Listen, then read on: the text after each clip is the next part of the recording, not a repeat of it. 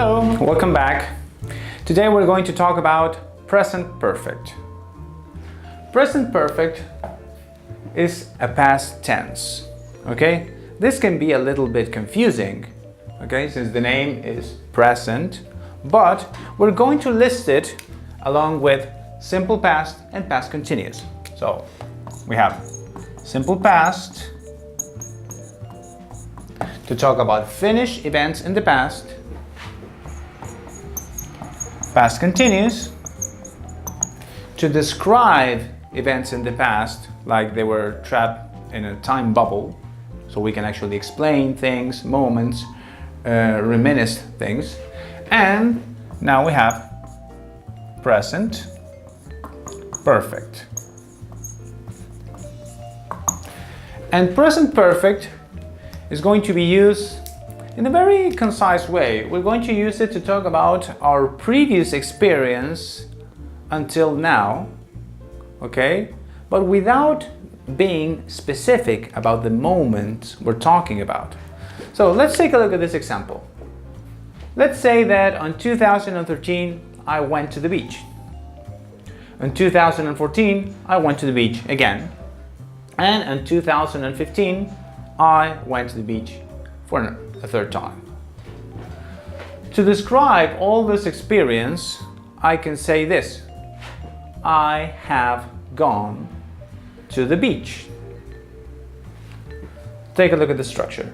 I, subject, have, auxiliary verb, gone, past participle of the verb to go. So we're going to put it here. Gone is a past participle of the verb to go. And why did I use this verb? Because in my examples, I'm using the past tense of go also. Went. So we're being consistent in that way. When I say this, I have gone to the beach, I'm talking about all the experience of going to the beach in previous years until now without being specific. So I'm summarizing my experience.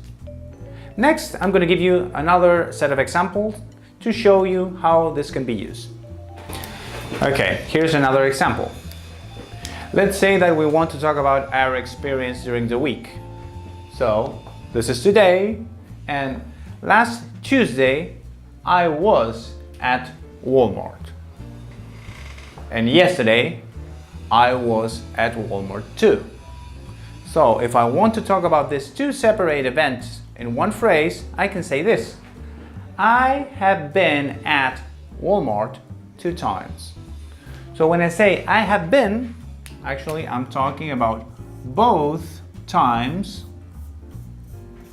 in one phrase. Now, I was, please take a notice of this, I was, past tense of the verb to be, I was, past tense of the verb to be. So in the phrase using present perfect, we're using been, which is the past participle of the verb to be. Let's take a look at our third example. Okay, today, now is the year 2016. First time, I traveled to Japan in 2004. And then again, I traveled to Japan in 2008. If I use a sentence in present perfect to describe all these events, I can say this: I have traveled to Japan 2 times.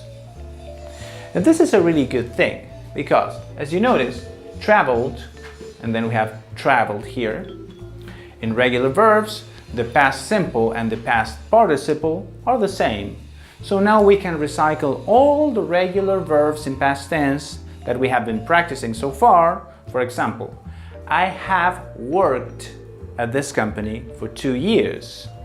I have played basketball since I was a child. I have learned many things during my life. So all the past tenses from regular verbs, we can recycle them as past participles and use them in this structure to talk about past events. Let's talk about the negative form. For the negatives, we're going to use have not, okay, and the contraction is haven't.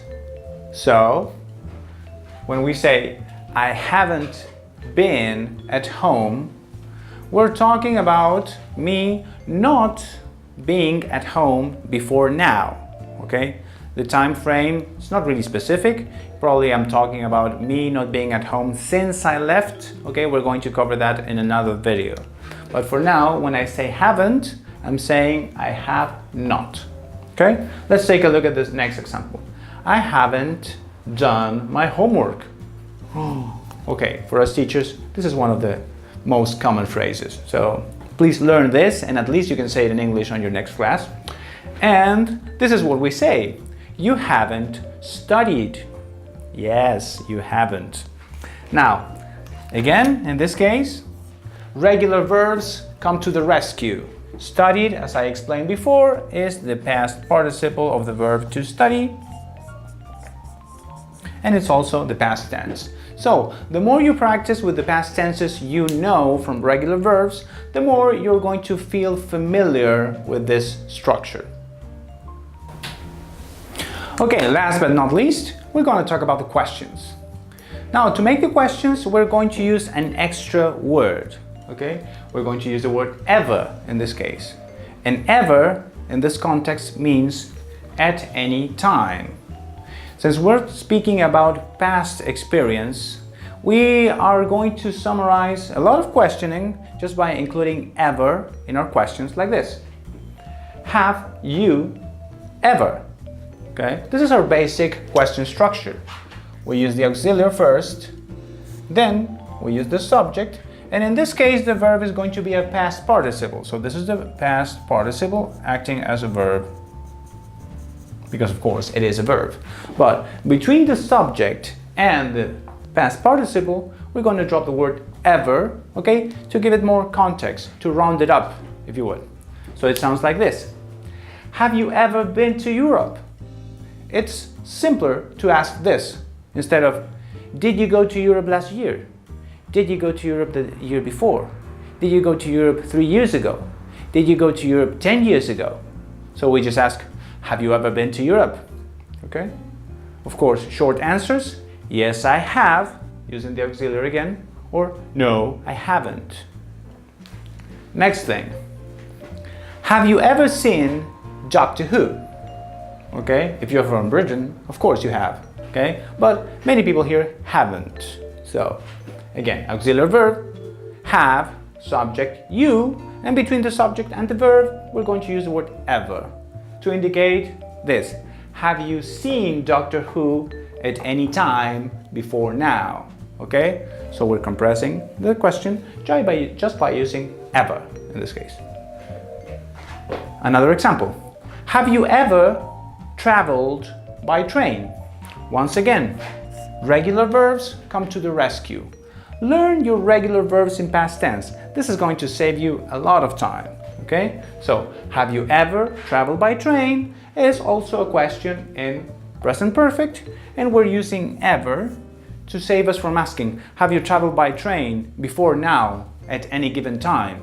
Okay, so it's shorter. Practice this and repeat. Let's recap what we have learned during this video. Present perfect, it's a past tense. So don't get fooled by the name. You're speaking about things which happened before now. Okay? So use it to talk about the past experience you may have in general. How do we make it? We use the subject, I, you, he, she. Then we use have as the auxiliary verb.